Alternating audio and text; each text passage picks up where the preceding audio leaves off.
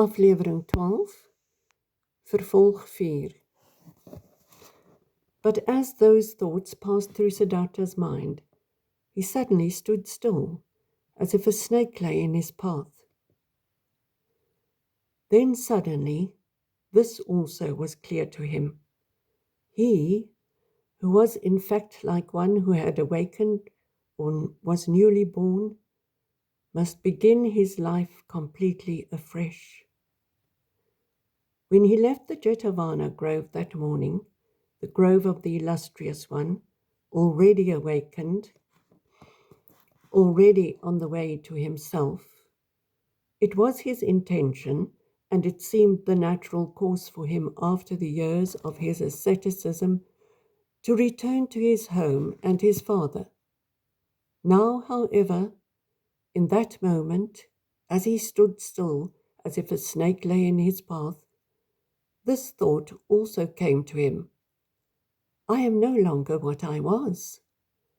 I am no longer an ascetic, no longer a priest, no longer a Brahmin.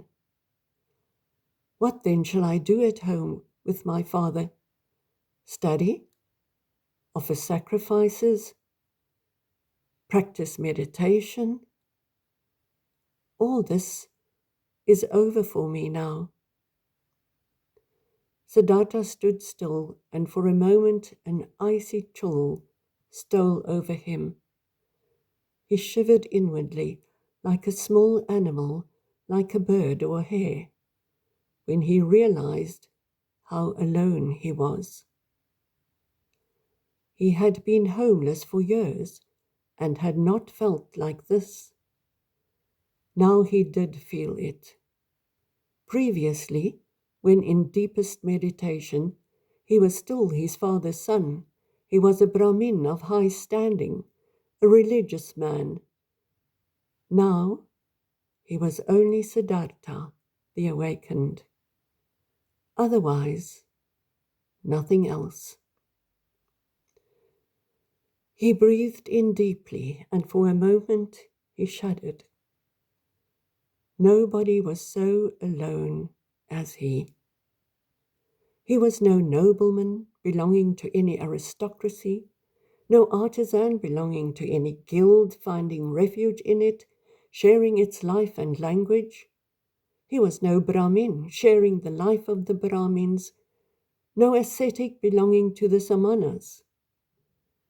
Even the most secluded hermit in the woods was not one and alone. He also belonged to a class of people. Govinda had become a monk, and thousands of monks were his brothers, wore the same gown, shared his beliefs, and spoke his language. But he, Siddharta, where did he belong? Whose life would he share? Whose language would he speak?